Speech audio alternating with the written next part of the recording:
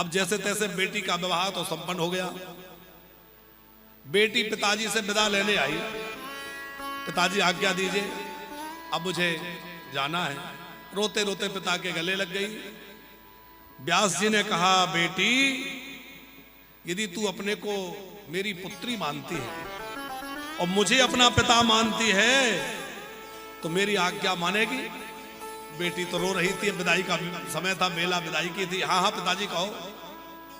यदि तू अपना पिता मुझे मानती है तो तेरे जितने गहने तूने इस समय पहन रखे हैं सब बेच और भंडारा कर।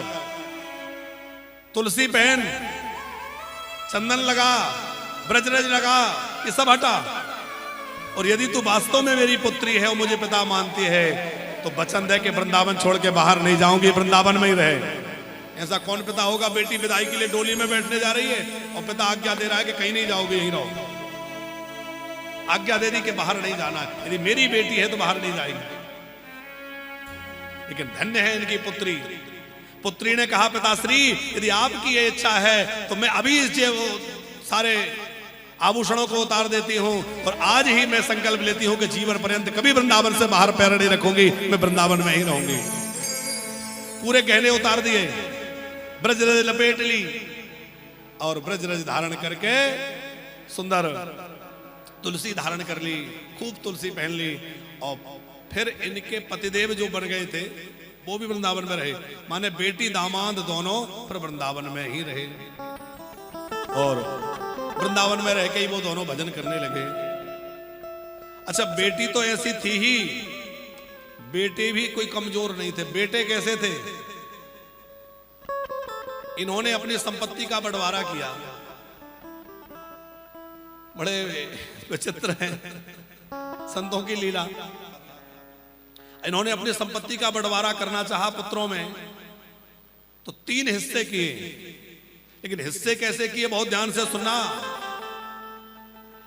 एक हिस्से में जितना इनके पास जमीन जायदाद धन दौलत जो कुछ वहां था ओरछा में, कहा कि एक पुत्र को वो मिलेगा, एक पुत्र को युगल किशोर की सेवा मिलेगी। तो एक और तो कर दी सारी संपत्ति एक बेटे के हिस्से में, एक और श्री युगल किशोर जी, और एक जगह अपनी माला झोली रख दी। बोले तीनों में से जिसको जो अच्छा लगे ले लो। तो सबसे बड़े बेटे का नाम था श्री रामदास जी। इन रामदास जी ने तो सारी संपत्ति ले ली। मध्यम पुत्र का नाम था श्री बिलास दास जी। इन श्री बिलास दास जी जो है इन्होंने युगल किशोर जी को उठा लिया। कहा युगल किशोर जी की सेवा हम करेंगे। बोले बहुत अच्छा है। और छोटे तो यही चाहते थे कि हमें तो पिताजी की माला झोली मिल जावे, और माला झोली बची अब तो माला झोली लेकर के इन्होंने मस्तक से लगा ली। और व्यास जी बहुत प्रसन्न हुए कि तुमने माला झोली ले ली, अब यही तुम्हारा धन है, इसमें खूब भजन करो, खूब भक्ति करो। फिर जो है खूब भजन करने लगे। तीनों भाइयों में बंटवारा हो गया। लेकिन यह श्री किशोरदास जी जो सबसे छोटे थे, उनकी भक्ति पर, उनके त्याग पर रीझ गए कि इन्होंने देखो कोई संपत्ति में से हिस्सा नहीं मांगा, केवल माला झोली ली, भजन मांगा। माला झोली का मतलब है भजन मांगना। तो इन्होंने ले जा करके स्वामी श्री हरिदास जी के शरण में डाल दिया छोटे पुत्र को।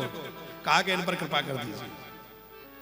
तो स्वामी श्री हरिदास जी जिन्होंने बिहारी जी को प्रकट किया है, उन श्री हरिदास जी ने, स्वामी जी ने इनके मस्तक पर हाथ रखा, फिर तिलक धारण कराया, छाप तिलक सब दे करके, सुंदर कंठी धारण करा के, युगल मंत्र दे करके इनको प्रिया प्रियतम के भजन में लगा दिया।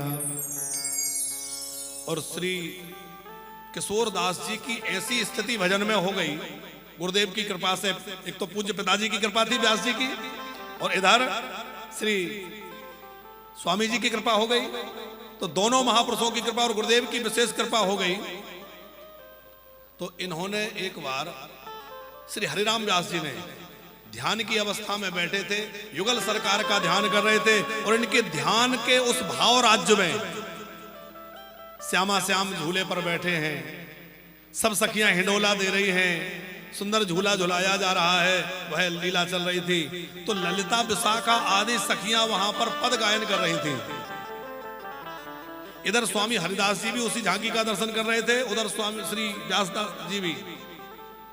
तो वहां पद गाया जा रहा था, लाल लटकंता यौवन मनता खेलत रास अनंता, और जमुना तीर भीर जुबतन की मध्य राधिका कंता, एकन केकल कंज कपोलन परिव खम्मन रेत हसंता, और किशोर दास के स्वामी बिहारी बेहरत केली कंता।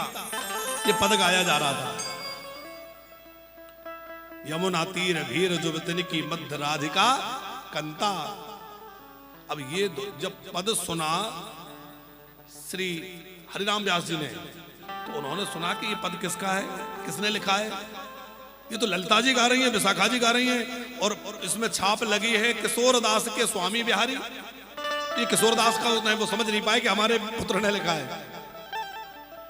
वो श्री हरिदास जी के पास आए, स्वामी जी से पूछा कि ये किशोर दास कौन है जिनका पद श्री ललिता जी गा रही थी। उन्होंने कहा वो किशोर कोई और नहीं है, वो किशोर आपका ही किशोर है। बोले इतनी ऊंची स्थिति कैसे हो गई कि उनका पद, उनकी पहुंच वहां तक हो गई कि श्यामा श्याम उनके पद गा रहे हैं, सखियां उनके पद गा रही हैं। तब कहा कि यह सब जो है उनकी भक्ति का चमत्कार है, उनकी पहुंच वहां तक हो गई है। तो इस प्रकार उन्होंने ये चरित्र है, पुत्रों में बंटवारा किया। इनके पुत्र भी बहुत बड़े सिद्ध संत हुए।